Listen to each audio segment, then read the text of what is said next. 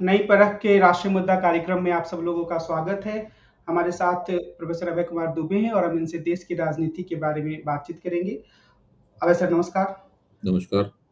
हरियाणा के चुनाव को लेकर काफ़ी गहमागहमी जारी है और ऐसा हम्म, लगता है कि भारतीय जनता पार्टी जिस तरीके से चुनाव को आगे बढ़ाना चाहती है उसमें बार-बार रोड़े आ रहे हैं। भाजपा की मंशा ऐसा लगता है कि यह है कि कांग्रेस को एक टूटे-बिखरे घर के रूप में दिखाए, जिसमें कि दलित नेताओं का सम्मान नहीं है वगैरह-वगैरह। लेकिन कल कुमारी सैलजा ने यह कहा कि वो कांग्रेस पार्टी में ही रहेंगी। हालाँकि एक चीज़ मैंने ये भी देखी सोशल मीडिया पर कि अभी भी अफ़वाहों का बाज़ार गर्म है कि 25 को कुछ बड़ा होने वाला है। जो चुनाव को पूरी तरीके से पलट देगा। तो आपको क्या लगता है कि कुमारी सैलजा ने उस विवाद को अंत कर दिया जिसमें कहा जा रहा था कि वो कांग्रेस पार्टी छोड़ सकती हैं या अभी भी इसमें कुछ खेल होने की संभावना है? देखिए, मुझे तो इस सब हथकंडों पे बहुत ताज्जुब हो रहा है। इस प्रकार के हथकंडे उस वक्त चलते हैं जबकि चुनाव में कोई बहुत टक्कर हो और परिस्थिति बिल्कुल ऐसी हो कि किधर को भी पलड़ा कभी भी झुक सकता है। अ, मुझे तो नहीं लगता कि इस चुनाव में किसी किस्म की कोई टक्कर है। मुझे याद पड़ता है कि 2015 का दिल्ली विधानसभा का चुनाव, 2015 की दिल्ली विधानसभा चुनाव में नतीजों के 1 या 2 दिन पहले की बात है, मैं एबीपी चैनल पर था और वहाँ राष्ट्रीय स्वयंसेवक संघ के एक विचारक मेरे बगल में बैठे हुए थे। तो मैंने उनसे पूछा कि आपका क्या आकलन क्या है? वो काफ़ी मित्रतापूर्ण लहज़े में उनसे बातचीत होती थी। तो उन्होंने कहा कि देखिए, हम लोगों ने स्वयंसेवक लोग लग गए हैं और हम लोग रातों-रात चुनाव को पलट देंगे। हम लोग रातों-रात मतलब 1 दिन बाद वोट पड़ने थे कि रातों-रात हम लोग चुनाव को पलट देंगे। तो मुझे उनकी बात पे ताज्जुब ही हुआ क्योंकि बहुत लड़ाई 2015 की काफ़ी एक तरफ़ा लड़ाई थी। आप सड़क पे निकल के किसी भी व्यक्ति से बात कीजिए, ये ढूँढना मुश्किल था कि भारतीय जनता पार्टी को वोट कौन देगा और कांग्रेस का तो कोई नाम ही नहीं लेता था उस चुनाव में। और वही हुआ। चुनाव का नतीजा एक तरफ़ा रहा, ऐतिहासिक रूप से एक तरफ़ा रहा। उसके बाद फिर उनसे मेरी मुलाकात हुई, तो मैंने उनकी तरफ देख देख के कुछ कह भी नहीं पाया, उससे पहले ही वो कहने लगे कि हाँ, हम लोगों का सब अनुमान गलत हो गया। देखिए, ये सब कि कोई एक जादू हो जाएगा, कोई एक ऐसा मास्टर स्ट्रोक कोई मार देंगे, कोई एक तिकड़म ऐसी कर दी जाएगी और देखते-देखते सब कुछ बदल जाएगा, ये कैसे हो सकता है? ये हो ही नहीं सकता। हरियाणा का चुनाव तो जिन 3 मुद्दों के ऊपर लड़ा जा रहा है, मुद्दे तो कई होते हैं चुनाव में, लेकिन ये 3 प्रमुख मुद्दे जो निकल के आ रहे हैं, उसको वहाँ के पत्रकार लोग कह रहे हैं कि जवान, किसान और पहलवान। जवान, किसान और पहलवान, ये कह रहे हैं। तो जवानों के बारे में हम लोग जानते हैं कि हरियाणा फ़ौज में किस बड़े बड़े पैमाने पर हरियाणा के नौजवान फ़ौज में नौकरी करते रहे हैं, अभी भी हैं। हर 10वां जवान हरियाणा का है। तो अग्निवीर और अग्निपथ योजना जो है, वो बहुत एक बड़ी ब एक बड़ा विवाद है, जिससे हरियाणा के नौजवान बहुत प्रभावित हुए हैं और उनको इसको लेके बहुत नाराज़गी है। इसी तरीके से किसान आंदोलन का सवाल है। हरियाणा के किसानों ने किसान आंदोलन में लगातार मुखर रूप से भाग लिया है, सक्रिय रूप से भाग लिया है। पंजाब के, हरियाणा के, पश्चिमी उत्तर प्रदेश के किसान आंदोलन, और वो किसान आंदोलन में कोई समस्या नहीं है। अभी भी किसान आंदोलन एक तरह से जारी है। शंभू बॉर्डर पे लोग बॉर्डर क्रॉस करने के लिए उतावले बैठे हुए हैं किसान संगठन। और जहाँ तक पहलवान का सवाल है, एक पूरी जो पहलवान बेल्ट है हरियाणा में, और हरियाणा खिलाड़ियों का एक बहुत बड़ा हब बन गया है, खास तौर से महिला खिलाड़ियों का। तो जो उसका सारा घटनाक्रम जंतर मंतर पे घटा है। तो ये तीनों ही मसले हरियाणा के नहीं हैं, ये तीनों ही मसले राष्ट्रीय मसले हैं। महिलाओं के यौन शोषण का सवाल है, वो राष्ट्रीय कुश्ती फेडरेशन के जो भारतीय जनता पार्टी के सांसद हैं बृजभूषण शरण सिंह, उनका उसकी वो दबदबा, उनके ऊपर आरोप है, मुकदमा भी चल रहा है, यौन शोषण के मुकदमे में ही वो जमानत पर है। तो ऐसी स्थिति में आप सोचिए कि ऐसा कौन सा हथकंडा हो सकता है जिसके अचानक कर देने से कोई जादू हो जाएगा और सब कुछ बदल जाएगा। ऐसा तो मुझे तो कुछ नहीं लगता। हरियाणा का चुनाव अगर भारतीय जनता पार्टी जीत लेती है, तो हमें ये मानना पड़ेगा कि भारतीय जनता पार्टी के खिलाफ राष्ट्रीय स्तर पर कोई एंटी इनकम्बेंसी नहीं है। भाजपा की हरियाणा चुनाव से ये तय होगा कि भाजपा की केंद्र सरकार के खिलाफ एंटी इनकम्बेंसी है या नहीं है। ये इस तरह का चुनाव है। ये कोई साधारण चुनाव नहीं है हरियाणा का। हरियाणा का चुनाव भारतीय जनता पार्टी के राष्ट्रीय नेतृत्व और पिछले 10 साल में उसने जो नीतियां बनाई हैं, कृषि संबंधी नीतियां बनाई हैं, जो फौज में नौकरी संबंधी नीतियां बनाई हैं, और जिस तरीके से वो लोग सार्वजनिक जीवन में अपने लोगों का, चाहे उनको भले ही कितने भी गंभीर आरोप हो, उनका बचाव करते रहे हैं, उसके ऊपर है हरियाणा का चुनाव। ये तो बहुत बड़ा चुनाव है हरियाणा का। इसमें हरियाणा के किसी मुद्दे के आधार पर इसमें फैसला नहीं हो सकता। और हरियाणा के मुद्दे के आधार पर भी अगर आप सोचेंगे तो जो मनोहर लाल खट्टर की सरकार रही 9.5 साल तक, उस सरकार को तो हरियाणा के भाजपा के समर्थक भी नहीं मानते हैं कि कोई ढंग की सरकार थी या उसने शासन प्रशासन में कोई तीर मारा था। तो पूरी तरीके से गवर्नेंस देने में एक विफल सरकार मानी जाएगी। तो अगर उस मुद्दे पे भी चुनाव होगा तब भी भारतीय जनता पार्टी को चुनाव में अच्छा समर्थन, जनता का समर्थन पाने में दिक्कत महसूस होगी। जो जाट बनाम गैर जाट करके जो एक डिस्कोर्स चलाया गया कि जाट लोग जो है वो कांग्रेस के समर्थक हैं और गैर जाट हमारे समर्थक हैं, मुझे नहीं लगता कि इस चुनाव में वो कभी भी वो बिल्कुल कामयाब होने वाला है। अब देखिए जो दलित समाज है वो तो गैर जाट समाज में ही आता है। सारे देश में ही दलितों का रुझान कांग्रेस की तरफ है। मुझे तो लगता नहीं है कि किसी तरीके से दलित समाज के वोट भारतीय जनता पार्टी को किसी उल्लेखनीय संख्या में प्राप्त होंगे। तो बहुत मुश्किल लग रही है मुझे भाजपा के लिए। लेकिन जैसे लोकसभा के चुनाव में भी ये सारे कारक थे, चाहे पहलवानों का मसला हो, चाहे अग्निवीर का मसला हो, चाहे किसानों का मसला हो, लेकिन भारतीय जनता पार्टी 5 सीटों को जीतने में कामयाब रही। भाई तो 10 सीटें हर चुनाव में वो 10 सीटें जीतती थी कमल, पूरी पूरी सारी सीटें जीतती थी और बहुत बड़े बड़े अंतराल से सीटें जीतती। अभी क्या हुआ, 5 सीटें तो वो हारी गई। उसके बाद आप देखिए जो कुरुक्षेत्र की सीट है, जहां आम आदमी पार्टी के उम्मीदवार सुशील गुप्ता चुनाव लड़ रहे थे, वो केवल 30,000 वोटों से अपना चुनाव हारे, केवल 30,000 वोटों से। जरा सा हेर फेर हो जाता तो वो सीट भी भारतीय जनता पार्टी हार जाती। तो अब मुझे नहीं लगता है कि ये, अगर आप सोचिए, अगर केवल लोकसभा चुनाव में ही अगर आप लोकसभा चुनाव के नतीजों को ही विधानसभा के नतीजों पर आप प्रोजेक्ट करें तो आप पाएंगे कि दो तिहाई विधानसभा सीटों पर कांग्रेस जीतती हुई नजर आएगी। एक जो महत्वपूर्ण बात है वो ये है कि प्रधानमंत्री जो हैं वो हरियाणा के चुनाव प्रचार में तकरीबन अनुपस्थित हैं। शायद उन्होंने एक सभा ही अभी तक की है। जी। क्या हम ये माने कि ये आने वाले हार के लिए भाजपा की तैयारी है या भाजपा के मुद्दे के रूप में प्रधानमंत्री मौजूद नहीं, ये भी हम कह सकते हैं? देखिए अभी तो वो विदेश यात्रा से आज लौटेंगे, आज शाम को पहुंचेंगे भारत। जो क्वाड की अमेरिका की यात्रा गए थे तो आज शाम को भारत पहुंचेंगे। हो सकता है कि वो मतदान से पहले 1-2 रैलियां वहां पर कर दें। एक रैली उन्होंने कुरुक्षेत्र में की थी, करनाल में की थी शायद एक रैली उन्होंने, और वो रैली बहुत खराब गई। बहुत छोटा सा टेंट लगाया गया था, उसमें बहुत कम लोग थे।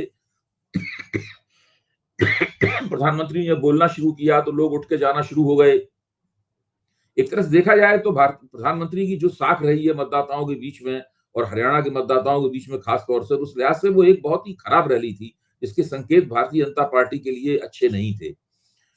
मुझे नहीं उनका चुनाव कार्यक्रम पता है, लेकिन हो सकता है कि वो 1-2 रैलियां वहां पर और करें। फिर भी जिस उत्साह के साथ वो राज्य विधानसभाओं में चुनाव प्रचार करते थे, वैसा उत्साह तो दिखाई नहीं पड़ता।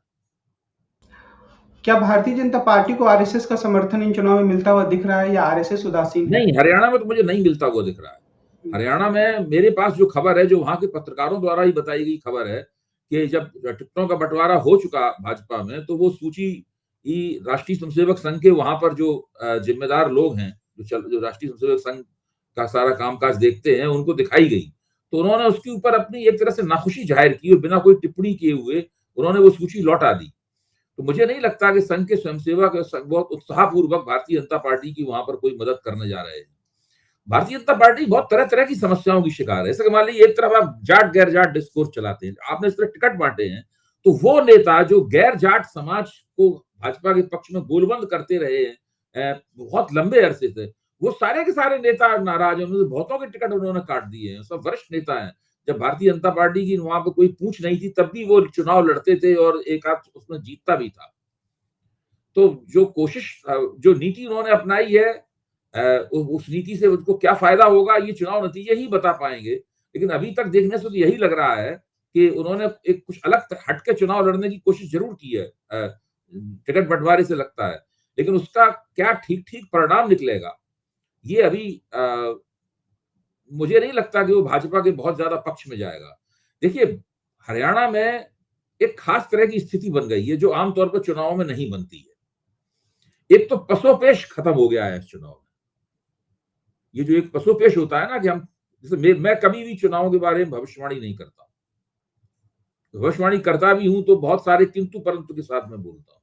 हरियाणा के चुनाव में मैं स्पष्ट रूप से कह रहा हूं, जोखिम है, नुकसान हो सकता है, मुझे हो सकता है मेरी बात गलत निकले, लेकिन फिर भी मैं जोखिम उठाते हुए ये स्पष्ट रूप से कह रहा हूं कि वहां पे स्पष्ट वे चुनाव भूपेंद्र सिंह हुड्डा और कांग्रेस पार्टी का चुनाव। कांग्रेस पार्टी चुनाव जीतेगी, भूपेंद्र सिंह हुड्डा मुख्यमंत्री बनेंगे, और ये संदेश पूरी तरीके से हरियाणा के मतदाताओं में गया है। जो कांग्रेस ने टिकट भी बांटे हैं उसमें 70 से 72, 90 सीटों में 70 से 72 टिकटों के ऊपर भूपेंद्र सिंह हुड्डा की पसंद की छाप है। करीब 8-10 सीटें ऐसी हैं जिन पर कुमारी सैलजा की पसंद की छाप है। तो ये इस तरह से कांग्रेस के आला कमान ने दरअसल इस चुनाव की बागडोर निर्विवाद रूप से भूपेंद्र सिंह हुड्डा के हाथ में थमा रखी। और उस लिहाज से अगर आप देखें तो भाजपा के अंदर मुख्यमंत्री पद का दावे, एक तो पार्टी चुनाव जीतती नजर नहीं आ रही, ऊपर से मुख्यमंत्री पद के इतने दावेदार हैं। इधर अहीरवाल से राव इंद्रजीत सिंह दावा कर रहे हैं कि वो मुख्यमंत्री बनने के तैयार, अनिल विज वो उधर दावा कर रहे हैं कि वो मुख्यमंत्री बनना चाहते हैं, काला कमान कह रहा है कि नायब सिंह सैनी मुख्यमंत्री बनेंगे। तो जो जो गुटबाजी कांग्रेस की समस्या थी वो भाजपा में ज्यादा दिखाई पड़ रही है। यही बात बहुत विश्वास के साथ जम्मू और कश्मीर के बारे में भी कही जा सकती है कि वहां भारतीय जनता पार्टी की स्थिति खराब है और वो चुनाव हारने वाली है। वहां मैं इस तरीके से इस बात को कहूंगा कि घाटी के अंदर भारतीय जनता पार्टी की स्थिति बहुत खराब है। भारतीय जनता पार्टी घाटी में टक्कर में ही नहीं है। घाटी में चुनाव एक तरफा है।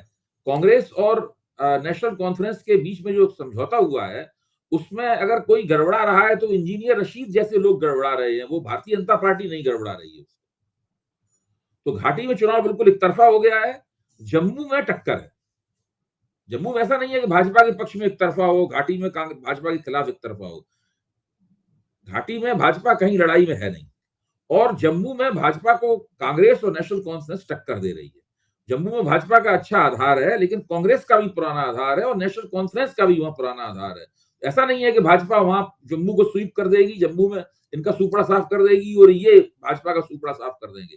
मेरा मानना है कि घाटी में भाजपा का सुपड़ा साफ होगा और वहां पर टक्कर का इलेक्शन होगा। तो इस तरह कुल मिलाकर पलड़ा जो है ना वो पूरी तरीके से नेशनल कॉन्फ्रेंस और भाजपा और कांग्रेस के गठजोड़ के पक्ष में झुका हुआ नजर आता है। हालांकि ये बहुत ही काल्पनिक किस्म की बात होगी, लेकिन क्या 8 अक्टूबर को जब चुनाव नतीजे आएंगे इन दो राज्यों के, तो हम ये कह सकते हैं कि नरेंद्र मोदी की जो लेजिटिमेसी है, उनकी जो वैधता है देश के एक बड़े नेता के रूप में, थोड़ी और कमी आएगी उसमें? किस दिशा में देश की राजनीति बढ़ सकती है? अभी अभी नरेंद्र मोदी स्पष्ट बहुमत की सरकार से गठजोड़ सरकार में आ गए हैं। उसके तुरंत बाद ये 2 चुनाव हो रहे हैं। दोनों चुनावों की एक खास बात है। खास बात यह है कि जम्मू कश्मीर में धारा 370 और धारा 370 का जो क्लॉज 35A था, अनुच्छेद 35A था, उसको हटाकर भारतीय जनता पार्टी की सरकार ने बहुत ज्यादा अपनी पीठ ठोकी। बहुत ज्यादा ये दावा किया कि उन्होंने उनका राष्ट्रवाद खास तरह का है और उसको मुख्य धार में ले आए हैं। लंबे अरसे से भारतीय जनता पार्टी का ही वहां पर शासन है लेफ्टिनेंट गवर्नर के जरिए। अगर वहां पर भारतीय जनता पार्टी कुछ नहीं कर पाती, मतलब भारतीय जनता पार्टी की स्थिति यह है कि घाटी में सारी सीटों पे उम्मीदवार तक नहीं उसने खड़े किए। 28 सीटों पे भारतीय जनता पार्टी घाटी में चुनाव नहीं लड़ रही है। अभी लोकसभा चुनाव हुआ था, वहां 3 सीटें घाटी की लोकसभा की थी, उनमें चुनाव उसने नहीं लड़ा, उम्मीदवार नहीं खड़े किए। इसका मतलब क्या हुआ? क्या मतलब इसका मतलब यह है कि घाटी की जनता में भारतीय जनता पार्टी को बिना चुनाव लड़े ही रिजेक्ट कर रही है। तो ये जो स्थिति है, ये स्थिति बताती है कि भारतीय जनता पार्टी की जो दावेदारियां हैं वो कितनी खोखली हैं वहां पर। अब इधर हरियाणा में आइए। इत्तेफाक से हरियाणा का चुनाव जो है वो केंद्र सरकार के 3 निर्णयों के ऊपर एक रेफरेंडम में बदल गया है, एक जनमत संग्रह में बदल गया है। अग्निवीर का सवाल एक राष्ट्रीय प्रश्न है। किसान आंदोलन का प्रश्न कृषि नीतियों से जुड़ा हुआ एक राष्ट्रीय प्रश्न है। महिलाओं के यौन शोषण का प्रश्न जो है वो एक राष्ट्रीय प्रश्न है। ये तीनों एक राष्ट्रीय प्रश्न में बदल गया है। तो इस यहाँ पे अगर भाजपा यहाँ अच्छा करती है तो मेरी बात गलत निकलेगी, इसमें कोई शक की बात नहीं। लेकिन अगर भारतीय जनता पार्टी बुरी तरह चुनाव हार जाती है दोनों, तो जाहिर है कि उसके नेतृत्व की साख पे बट्टा लगेगा। अब वो भट्टा कितना लगेगा, क्या लगेगा, उसके दूरगामी और अल्पकालीन प्रभाव क्या होंगे, ये सब हम लोग बैठ कर विश्लेषण करेंगे। उत्तर प्रदेश की राजनीति में कल एक घटना हुई कि पहले हंगामा हो रहा था कि मंगेश यादव का एनकाउंटर किया गया, तो एक सिंह नाम वाले अपराधी का भी एनकाउंटर किया गया जो उसी अपराध में संलिप्त था। इसे हम किस रूप में देखें? क्या योगी आदित्यनाथ एक आक्रामक प्रशासक की छवि बनाना चाहते हैं और दिखाना चाहते हैं कि अपराधी कोई भी हो उसका एनकाउंटर होगा? नहीं, बात आपकी सही है। अब योगी आदित्यनाथ यही चाहते हैं जो आप कह रहे हैं, निश्चित रूप से वो यही चाहते हैं और पहले भी वो यही चाहते रहे हैं। वो उन्होंने शासन, प्रशासन और कानून व्यवस्था का एक बाहुबली मॉडल स्थापित करने की कोशिश की है और उनके इस मॉडल पर उसके मॉडल पे भारतीय जनता पार्टी प्रचार भी काफ़ी करते हैं। अब आप बिहार के रहने वाले हैं, बिहार में भारतीय जनता पार्टी के लोग कह रहे हैं, इस तरह की एनकाउंटर पॉलिसी जो है वहाँ भी होनी चाहिए। नीतीश कुमार के लोग उनका विरोध कर रहे हैं, बोले नहीं नहीं, ये हमारे कानून के मुताबिक होगा, सब ये गैर कानूनी पूरा मसला है। सुप्रीम कोर्ट बुलडोजर न्याय जो है, बुलडोजर न्याय को सुप्रीम कोर्ट ने गैर कानूनी और गैर संवैधानिक घोषित कर दिया है। तो ये जो पूरा बना रहे हैं, वो जो अभी तक बनाया है, ये बहुत ही विवादास्पद है और मैं ये मानता हूं कि अखिलेश यादव जिस तरीके से इसका विरोध कर रहे हैं वो बहुत श्रेयस्कर है, उसकी जितनी तारीफ की जाए कम है। उन्होंने एक बहुत ही गहरी बात अखिलेश यादव ने की है, आमतौर पर नेता लोग इतनी गहरी बात नहीं कहते। उन्होंने अपनी खास शैली में अखिलेश यादव ने कहा है कि जो लोग एनकाउंटर को अपनी ताकत, फर्जी मुठभेड़ को अपनी ताकत समझते हैं, वो कमजोर लोग हैं। आप सोचिए, ये कोई छोटी मोटी बात नहीं है। मैं इस बात की दूसरी दूसरी तरफ आदित्यनाथ जी का क्या रवैया, आप उनका भाषण सुनिए। वो लगातार धमकी की भाषा का इस्तेमाल करते हैं, हिंसा की भाषा का इस्तेमाल करते हैं। उनके वक्तव्य इस तरह के होते हैं, मैं मिट्टी में मिला दूंगा, गोली से उड़ा दिया जाएगा, ये सब इस तरह की बात करते। तो अब आप देखिए ना कि अगर उनका जो मॉडल था इतना कामयाब होता तो उसका फायदा उन्हें लोकसभा चुनाव में मिलता।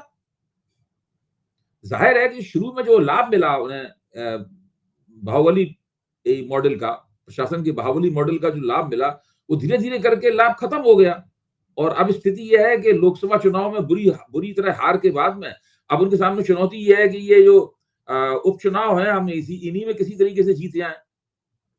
तो उसके लिए और ज्यादा अति आक्रामक बन रहे हैं और ज्यादा रोज रोज यही सब बयानबाजी कर रहे हैं। इन सब बातों से और नुकसान ही होता है, फायदा नहीं होता है इन सब बातों से। आज एक और फैसला उन्होंने लिया है कि जो खाने पीने की दुकानें हैं वहां पर पुलिस इंस्पेक्शन होगा सारे कर्मचारियों का और ये देखा जाएगा कि जो भी कर्मचारी हैं उनका नाम डिस्प्ले हो बाहर, जो शायद कांवड़ यात्रा के समय के निर्णय को एक नए तरीके से लागू करने की तरह है। और तर्क ये दिया गया है कि बहुत सारे खाद्य पदार्थों में मिलावट हो जाती है। तो हम ये कह सकते हैं कि ध्रुवीकरण की राजनीति की तरफ काफी तेजी से आगे ये बढ़ रहे पुलिस हैं। का काम है ही नहीं दरअसल। अगर वो पुलिस से ये काम लेना चाहते हैं तो ये पुलिस डिपार्टमेंट का काम ही नहीं है। पुलिस डिपार्टमेंट का वैसे ही बहुत ज्यादा जिम्मेदारियां हैं, वो हमेशा स्ट्रेस रहता है अपनी जिम्मेदारियों से। आप पुलिस से अगर ये भी खान पान की चीजों में मिलावट का प्रश्न जो है पुलिस का, उसके लिए उत्तर प्रदेश सरकार नहीं, हर सरकार के पास अलग बहुत लंबा चौड़ा विभाग होता है। उस विभाग को सक्रिय किया जाना चाहिए, उसके नियम कानून है, उसके तहत काम करना चाहिए। ये उन्होंने जिद उनकी ये है कि हम जो मन में आएगा करेंगे। अगर अदालत हमें रोकेगी तो हम दूसरे रास्ते से वही काम करेंगे। पहले भी वो ऐसा करते रहे हैं। पहले भी उनका रवैया यही रहा है कि अदालतें मान ली किसी चीज को रोक लगा रही हैं तो ठीक है, अदालत का कोई खुल के विरोध नहीं होगा, लेकिन वही काम किसी दूसरे तरीके से वो करने में तुल जाएंगे। तो ये सब चीजें कभी शुरू में तो लोगों को लगता है कि भाई ये कुछ अलग तरह का काम हो रहा है, तो लोग आपकी तरफ आकृष्ट होते हैं। फिर जब लंबा अरसा गुजर जाता है और आप लोग देखते हैं कि दरअसल कानून व्यवस्था में कोई सुधार हुआ नहीं है, भय जो होता है अपराधियों का, वो भय कहीं कम नहीं हुआ है और कुछ खास तरह के लोगों को फायदा मिल रहा है, बाकी लोगों को कोई फायदा भी नहीं मिल रहा है। जब इस तरह की बात स्थापित हो जाती है तब बहुत नुकसान दूना हो जाता है। अब देखिए, अभिषेक उपाध्याय और ममता त्रिपाठी दो वरिष्ठ पत्रकार हैं। अभिषेक उपाध्याय अभी कुछ दिन पहले तक एबीपी चैनल में रिपोर्टर थे। उन लोगों ने एक पूरी लिस्ट प्रकाशित की है, सोशल मीडिया पे डाली है, जिसमें ठाकुर बिरादरी के तमाम अफसर ऊपर से लेकर नीचे तक इनके राजकाज में कहां किस किस तरह नियुक्त किए गए हैं, उसकी पूरी सूची प्रकाशित की है। जैसे ही सूची प्रकाशित हुई वैसे ही उन दोनों के खिलाफ पुलिस में एफआईआर दर्ज हो गई हजरतगंज के एक थाने में। अब उसके ऊपर एक बहुत बड़ा विवाद चल रहा है, तमाम पत्रकार अपने पत्रकार साथियों के साथ खड़े हुए हैं। उत्तर प्रदेश सरकार एक तरफ खड़ी हुई है। उन्होंने खुल के चुनौती दी है उन दोनों पत्रकारों ने कि हमने जो बात कही है अगर तथ्यात्मक रूप से गलत हो तो आप कहिए, उनके ऊपर आरोप लगाया गया है कि जातिवाद कर रहे हैं। सरकार खुद जातिवाद कर रही है, बजाय इसके जब उस जातिवाद की पोल खोली जा रही है तो उनके ऊपर आरोप ही लगाया जा रहा है कि आप जातिवाद कर रहे हैं। तो इसमें इस तरह के विवाद में सरकार को लाभ होगा? आप कोई भी किसी से भी पूछिए, जिस सरकार के साथ इस तरह का विवाद चल रहा हो, क्या उस विवाद के कारण वो सरकार लाभ में आएगी? उसकी छवि ठीक हो रही है या उसकी छवि इससे बिगड़ रही है? कोई भी कहेगा कि भाई इस तरह के विवादों से सरकार को बचना चाहिए। इस तरह का विवाद अखिलेश यादव की सरकार के साथ भी हुआ था, उनको भी नुकसान हुआ उसका। भाई उनके ऊपर तमाम अखबारों में सूचियां छपी थी कि यादवों को तमाम प्रोत्साहन दिया जा रहा है। मान लो कोई ब्राह्मण मुख्यमंत्री आ जाता है और वो ब्राह्मणों के साथ ऐसा करने लगता है तो उसके साथ भी यही विवाद होगा। ये तो कोई तुक भाई, जब योगी आदित्यनाथ को बनाया गया था उत्तर प्रदेश का मुख्यमंत्री, तो बात ये कही गई थी भाई तो योगी है, योगी की कोई साधु की कोई जाति नहीं होती है। और कांग्रेस भाजपा आला कमान ने एक बड़ा मास्टर स्ट्रोक मारा है कि जातियों की समस्या बहुत है, जातियों के बीच में बड़ी सत्ता के लिए प्रतियोगिता है, ऐसे व्यक्ति को बना दो जो कि जात पात से ऊपर है। लेकिन वास्तव में हुआ क्या जमीन पे हुआ ये कि मुख्यमंत्री खुद कहते हुए पाए गए कि मुझे राजपूत जाति में पैदा होने पर गर्व है। अच्छा, मुख्यमंत्री और उनके समर्थक और वो लोग इस बात को नहीं समझ रहे हैं कि इस कारण से राजपूत जाति को भी नुकसान हो रहा है। वो जो कर रहे हैं इसमें राजपूत जाति का कोई दोष नहीं है। राजपूत जाति ने अर्जी थोड़ा लगाई उनके आगे आप इस तरह के काम करें। दरअसल दूरगामी दृष्टि से न तो अखिलेश यादव की सरकार में जब यादवों को विशेष फायदा मिला तो न तो यादवों को उससे कोई लाभ हुआ, न ही इनकी सरकार में राजपूतों को फायदा मिल रहा है, न राजपूतों को उससे कोई लाभ हो रहा है। दूरगामी दृष्टि से इनसे बिरादरियों की, जातियों की, समुदायों की बदनामी होती है और धीरे धीरे करके वो समाज में दूसरी जातियों से उनके संबंध भी खराब होते हैं, पार्टी को भी नुकसान होता है, राजनीति को भी कुल मिलाकर नुकसान होता है। भाई जो भारतीय जनता पार्टी है उत्तर प्रदेश में, वो ऊंची जातियों के बीच में लोकप्रिय रही है, आज भी लोकप्रिय है कमोवेश। तो उसमें ब्राह्मण बहुत महत्वपूर्ण संख्या में है उत्तर प्रदेश में, राजपूत बहुत महत्वपूर्ण संख्या में है, वैश्य ज्यादा संख्या में नहीं है, लेकिन उनकी भी एक मजबूत उपस्थिति है क्योंकि वो पैसे वाले होते हैं, व्यापारी होते हैं। उसके बाद भूमिहार जातियां हैं, कायस्थ हैं, ये सब लोग कुल मिलाकर एक बड़ा वोटिंग ब्लॉक है जो भारतीय जनता पार्टी के साथ रहता है। लेकिन अगर इसमें एक जाति को इतना प्रोत्साहन दिया जाएगा तो दूसरी जातियों के मन में कोई ना कोई बात तो पैदा होगी ही। कितनी पैदा होगी, किस हद तक पैदा होगी, ये पता नहीं। और हिंदू एकता का लक्ष्य जो है काफी पीछे छूटते जाएगा आगे। ये भी जाहिर है कि भाई जो आप एक हिंदू एकता ऐसे कैसे बना पाएंगे? न केवल दूसरी ऊंची जातियों में इस पर नाराजगी होगी, बल्कि जो पिछड़ी जातियों, दलित जातियों में भी नाराजगी होगी कि भाई हमें भी तो कुछ मिलना चाहिए था, हमको तो कुछ मिल नहीं रहा है। मुख्यमंत्री बना दिया जो गेरुआ वस्त्र पहनता है, अपने आप को साधु योगी कहता है और अपनी एक जाति के लोगों को बढ़ावा देता है। आज की बातचीत को हम इसी बिंदु पर समाप्त करते हैं। हम कल फिर मिलेंगे और देश की राजनीति के बारे में प्रोफेसर अभय कुमार दुबे से बातचीत करेंगे। आज की बातचीत के लिए आपका बहुत बहुत धन्यवाद। नमस्कार।